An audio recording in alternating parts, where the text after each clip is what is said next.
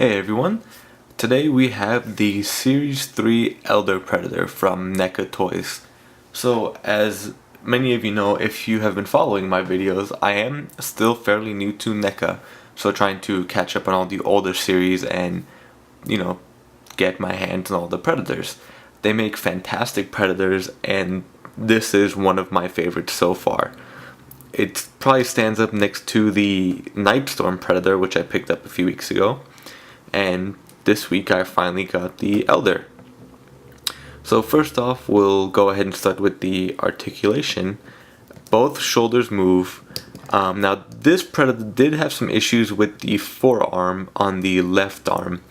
It doesn't move too much, and if you do try to move it, most of the people who have tried end up breaking it off. So I won't even bother trying to move it, just a little bend right there.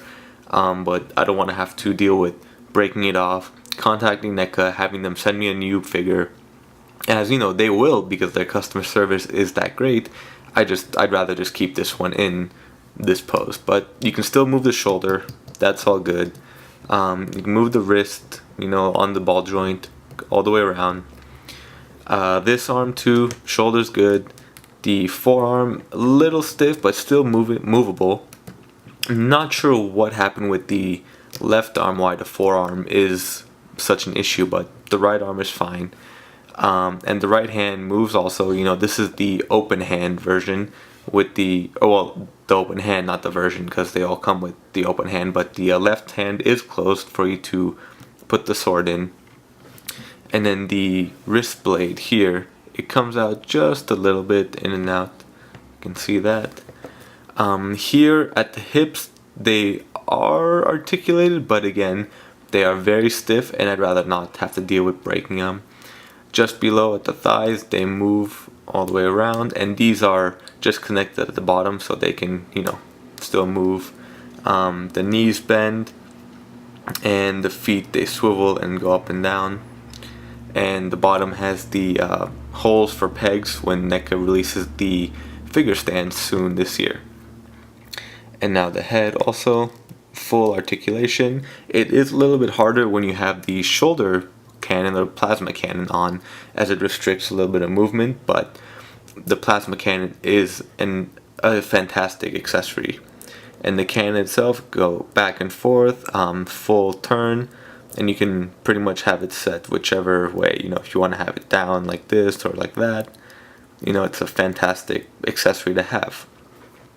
So with that, on that subject, the plasma cannon, it does not come already attached, so you have to kind of snap it into place. There's little holes here and on the shoulder with pegs on the cannon. That is a little bit of a pain to get on, so you just have to move the head one way and force it in. Then this sword, as this is the Predator 2 Elder Predator, so from the movie.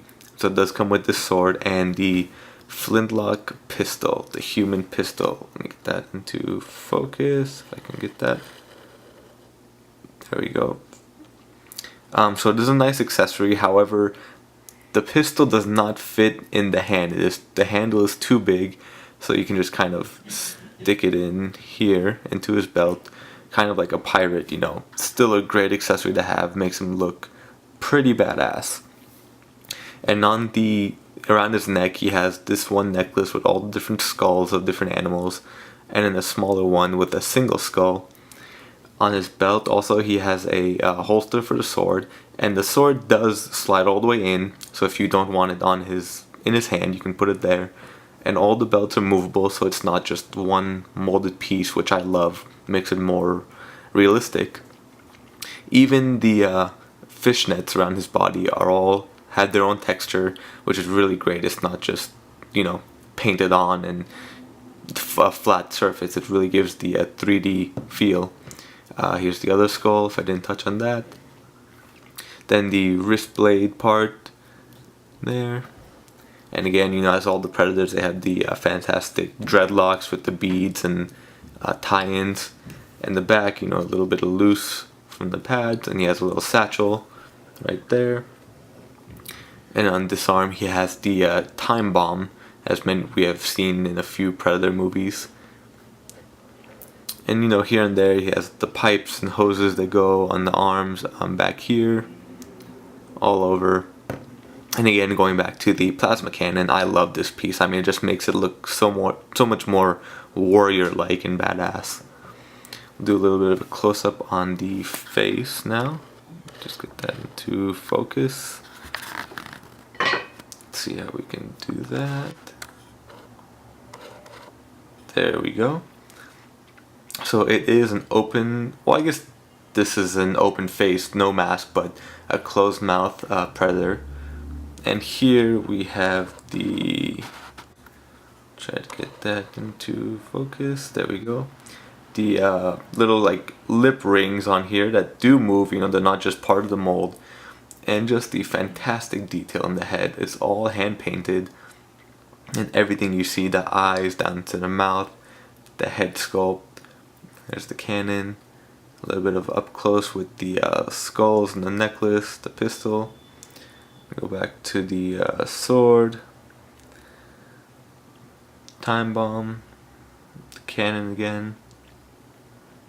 Back around, so as you can see there's the hole for the sword to go in.